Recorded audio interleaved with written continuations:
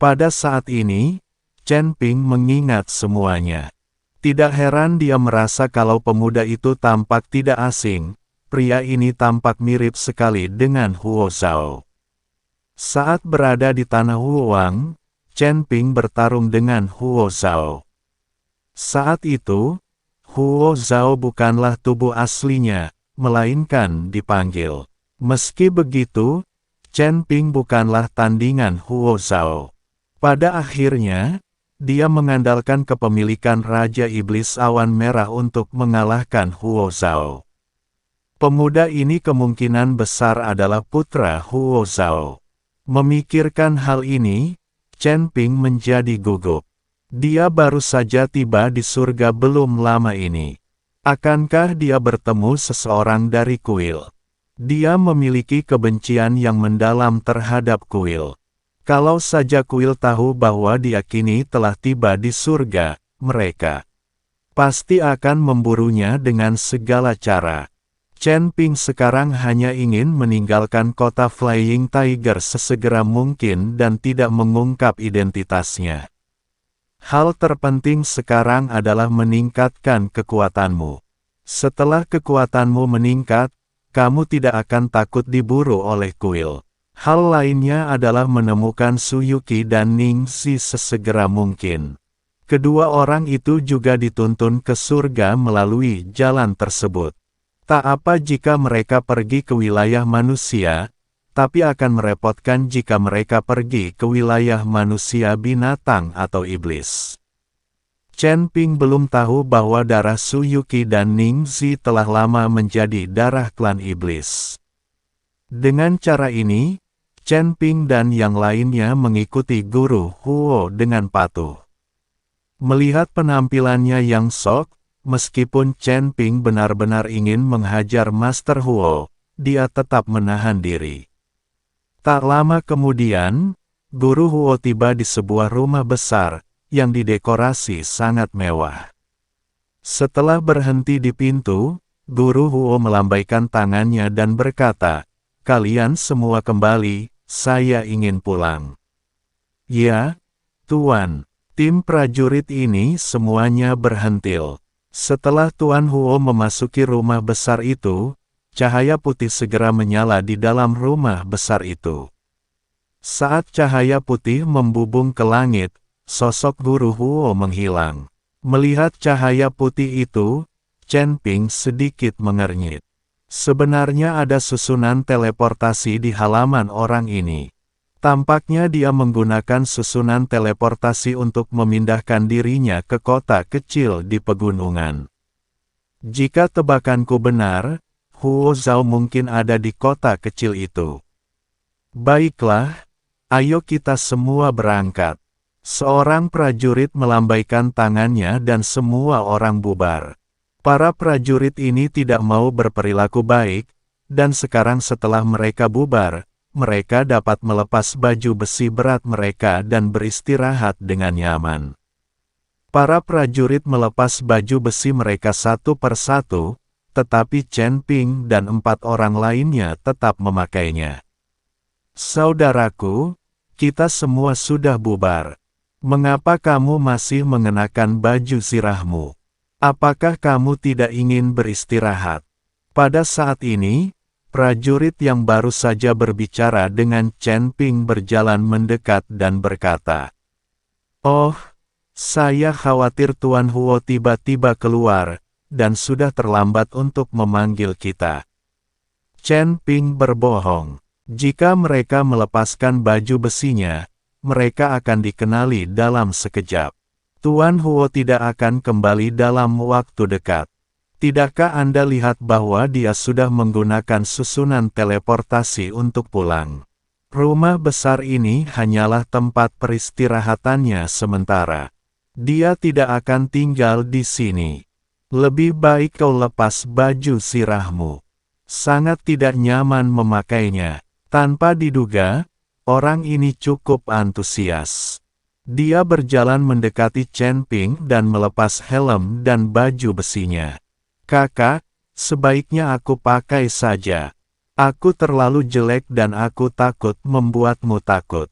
Chen Ping bergegas menghentikannya. Seberapa jeleknya, itu membuatku takut.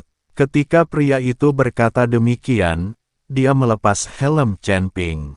Namun begitu helm itu dilepas, muncullah wajah yang amat mengerikan dan menyeramkan, seakan-akan telah terbakar api.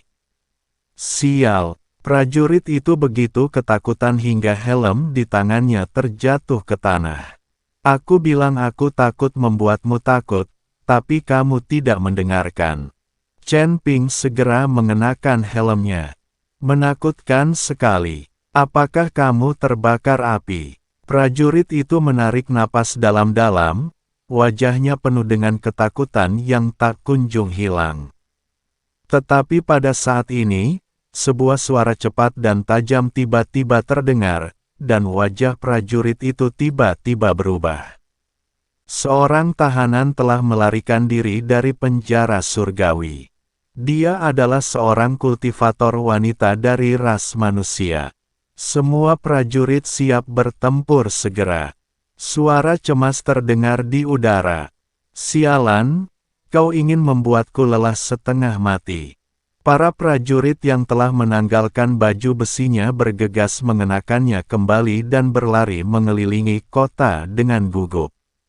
Chen Ping dan 3 orang lainnya juga memanfaatkan kekacauan itu untuk berlarian di kota.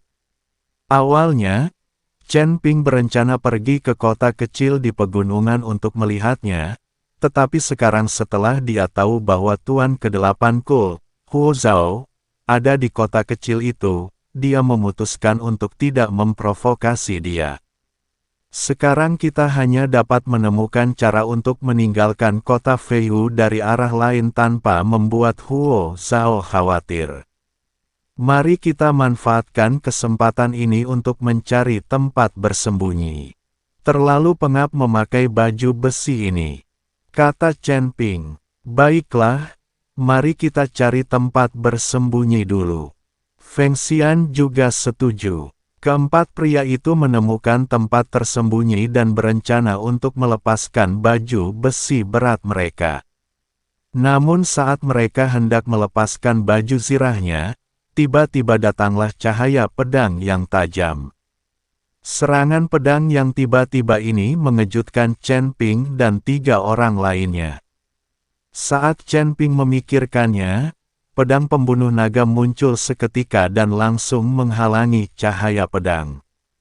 Saat itulah Chen Ping dan ketiga orang lainnya menemukan bahwa ada seorang wanita berpakaian hitam bersembunyi di tempat ini. Wanita berpakaian hitam itu memegang pedang panjang di tangannya dan melotot ke arah Chen Ping dan 3 orang lainnya. Melihat alam wanita ini, dia berada di tingkat pertama alam abadi, dan dia memancarkan aura ras manusia. Tampaknya tahanan yang baru saja melarikan diri itu adalah wanita di depannya.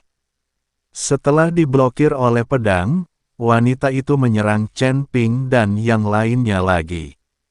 Namun wanita itu tidak mengeluarkan auranya secara penuh, melainkan sangat menahan diri. Dia mungkin takut, auranya akan terlalu terekspos dan diketahui lebih banyak orang. Melihat wanita itu malu-malu, Chen Ping tersenyum dingin dan terus maju tanpa menghindar atau menghindar, membiarkan pedang wanita itu mengenai baju besinya secara langsung. Baju zirah prajurit-prajurit ini sangat keras, dan Chen Ping memiliki tubuh yang kuat, jadi meskipun baju zirahnya rusak, Chen Ping tidak takut sama sekali. Chen Ping melangkah maju, meraih pergelangan tangan wanita itu, lalu mengerahkan tenaga, dan pedang di tangan wanita itu pun jatuh ke tanah. Mudah untuk menaklukkan wanita itu. Hal binatang buas, kalian tidak akan mati dengan baik. Wanita itu berjuang mati-matian dan berteriak. Jangan teriak-teriak lagi. Kalau kamu teriak-teriak terus, kami berempat akan bergantian memukulmu. Chen Ping mengancam wanita itu.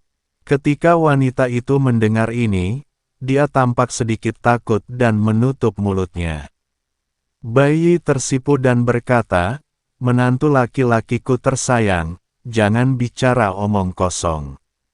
Kita tidak boleh bermain dengan wanita yang sama. Ayah mertua, saya hanya mencoba menakut-nakutinya, mengapa Anda menganggapnya serius?" Chen Ping terdiam beberapa saat. Tampaknya Balhi benar-benar ingin bermain. Wanita itu sedikit bingung ketika mendengar pria itu terus-menerus memanggil menantu laki-lakinya dengan sebutan menantu dan ayah mertua yang baik. Pada saat ini, Chen Ping melepas helmnya, memperlihatkan wajahnya, dan kemudian menyuntikkan napas manusia ke tubuh wanita itu. Wanita itu merasakan aura manusia Chen Ping dan matanya langsung melebar, wajahnya penuh ketidakpercayaan. Kamu, wanita itu menatap Chen Ping dengan kaget, sesaat tidak tahu harus berkata apa. Kami Bukari tentara dari Flying Tiger City. Kami menyelinap masuk secara diam-diam dan sekarang berusaha mencari cara untuk melarikan diri. Chen Ping berkata kepada wanita yang terkejut itu. Ketika wanita itu mendengar ini, dia merasa lega dan permusuhan di wajahnya lenyap seketika. Kakak, kita bahkan tidak bisa melindungi diri kita sendiri, mengapa kita harus peduli padanya? Kata sang dewa gila kepada Chen Ping. Diamlah, kau adalah kakak laki-laki, dan aku adalah kakak laki-laki. Chen Ping berkata dengan dingin, "Kamu adalah kakak tertua, aku akan mendengarkanmu." Feng Xian berkata tergesa-gesal, "Gadis, siapakah kamu dan mengapa kamu ditangkap oleh Flying Tiger City?" Chen Ping bertanya pada wanita itu.